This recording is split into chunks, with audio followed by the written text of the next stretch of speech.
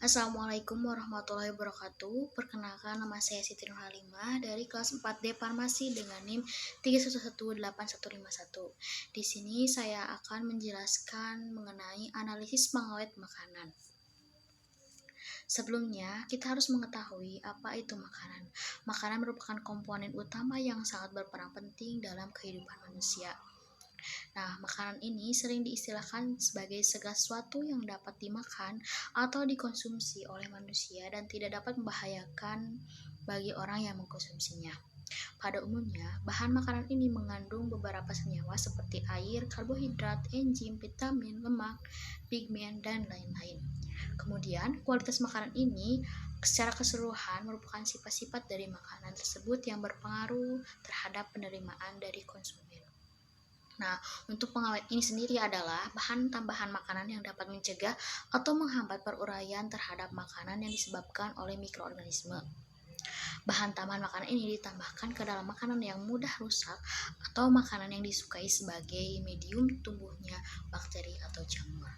Nah, analisis pengawet makanan ini bertujuan untuk mengetahui kadar pengawet dari makanan tersebut dan untuk menjamin kualitas mutu makanan. Apakah makanan tersebut layak dikonsumsi dan aman oleh manusia. Kemudian, bahan pengawet ini terdiri dari dua, yaitu zat pengawet organik dan zat pengawet anorganik. Untuk zat pengawet organik ini banyak dipakai daripada anorganik karena bahan ini lebih mudah dibuat. Zat kimia yang sering dipakai pada bahan pengawet yaitu asam sorbat, asam propionat, asam benzoat, asam asetat, dan epoksida. Nah, untuk yang pertama yaitu asam sorbat. Asam sorbat ini digunakan untuk mencegah pertumbuhan kapang dan bakteri dengan jalan mencegah kerja enzim dehidrogenase terhadap asam lemak. Struktur alpha-diena pada asam sorbat dapat mencegah oksidasi asam lemak dan bentuk yang sering digunakan yaitu garam natrium dan kalium sorbat. Nah, untuk analisisnya, yang pertama pembuatan kurva baku sorbat 1 mili sampai 5 mili larutan baku dibuat kemudian dengan konsentrasi 2 mg per mili dengan cara melarutkan 200 mg dalam 100 mili aquades. Kemudian diambil lalu masing-masing dimasukkan ke dalam 5 labu takar 100 mili ditambah dengan aquades sampai tanda batas. Kemudian sebanyak 5 mili masing-masing aliquot dimasukkan ke dalam labu takar 50 mili lalu ditambahkan 0,4 mili asam klorida dengan perbandingan 1:1 dan petroleum ether sampai tanda batas. Selanjutnya, larutan tersebut dimasukkan ke dalam kupet dan dicek pada panjang gelombang 200-300 nanometer. Yang selanjutnya yaitu asam benzoat. Asam benzoat ini digunakan untuk mencegah pertumbuhan kamir dan bakteri. Karena kelarutan garamnya lebih besar, maka yang biasa digunakan adalah bentuk garam natrium benzoat. Bahan garam benzoat ini terurai menjadi bentuk efektif, yaitu bentuk asam benzoat yang tak terdisosiasi. Asam benzoat yang secara alami terdapat pada cengkeh dan kayu manis. Kemudian analisis natrium benzoat.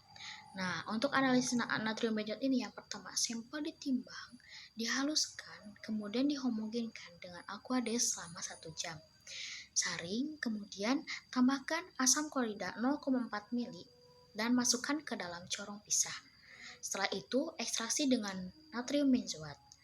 Kemudian hasil ekstraksi tersebut dimasukkan ke dalam labu ukur 50 mili dan didiamkan selama beberapa hari sampai menguap. Setelah menguap, ditambahkan 5 mili natrium benzoat ke dalam masing-masing labu ukur, kemudian dihomogenkan. Setelah itu, ukur dengan spektrofotometer UV-Vis. Kemudian untuk asam asetat, nah asam asetat ini yang sering digunakan yaitu cuka. Cuka ini adalah larutan 4% asam asetat dalam air dan sering digunakan sebagai bahan pengawet dalam roti untuk mencegah pertumbuhan kapang.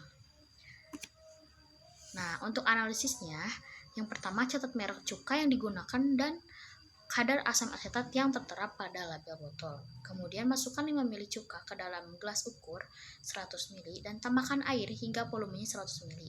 Kemudian tuangkan pada labu Erlenmeyer. Setelah itu pipet 10 mili cuka yang sudah diencerkan, masukkan ke dalam labu Erlenmeyer yang lain. Tambahkan 2 tetes larutan indikator phenolphthalein Kemudian titrasi larutan dengan larutan natrium hidroksida 0,1 molar. Kemudian catat jumlah volume natrium hidroksida yang digunakan untuk memerahkan larutan. Lakukan 3 kali pengulangan titrasi sampai diperoleh hasil yang tetap. Nah, untuk zat pengawet anorganik ini yang sering digunakan yaitu sulfit, nitrat, dan nitrit. Untuk sulfit ini yang sering digunakan dalam bentuk gas sulfit, garam natriumnya, atau kalium sulfitnya, bisulfit, dan metabisulfit. Untuk analisisnya, yang pertama masing-masing sampel ditimbang 7 gram. Masukkan sampel ke dalam labu Gerhardt, tambahkan 10 ml Aquades dan 2 ml asam klorida 5%. Kemudian labu Gerhardt dimasukkan ke alat destilasi. Kemudian elemennya 300 ml sebagai penampung hasil destilasi ini, dan masing-masing destilasi diisi 5 ml NaOH atau natrium hidroksida 1 molar dan 20 ml Aquades. Kemudian dikocok secara perlahan, ditambah 5 ml asam klorida 5% dan 10 ml larutan iodin 0,05 molar. Dan masing-masing labu elemen ini ditambahkan 1 ml amilum 2% sebagai indikator. Titrasi dengan natrium tiosulfat, dan hasil titrasi ini diamati untuk melihat perubahan warna yang terdapat di dalam elemennya sebagai indikator ada atau tidaknya bahan tambahan berupa sulfit. Nah, untuk selanjutnya itu garam, nitrit, dan nitrat. Garam, nitrit, dan nitrat biasa digunakan untuk kuring daging untuk memperoleh warna yang baik dan mencegah pertumbuhan mikroba. Nah, natrium nitrit ini juga sebagai pengawet dan mempertahankan warna daging dan ikan. Ternyata dapat menimbulkan efek membahayakan bagi kesehatan.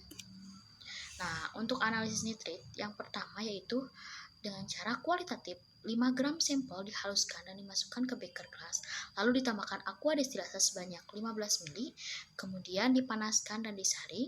Pirtat diambil 2 ml, dimasukkan ke tabung reaksi dan ditambahkan 1 tetes reaksi asam sulfanilat dan 1 tetes reaksi NAD dan dikocok. Setelah beberapa menit, warna merah menunjukkan adanya natrium nitrit.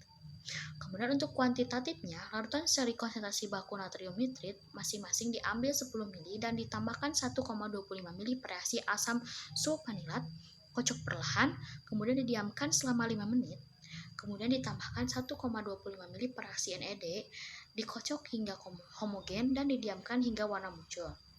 Kemudian dilakukan pengukuran absorbansi pada spektrofotometri UV-Vis dengan panjang gelombang maksimal. Sekian dan terima kasih. Mohon maaf apabila ada kesalahan. Wassalamualaikum warahmatullahi wabarakatuh.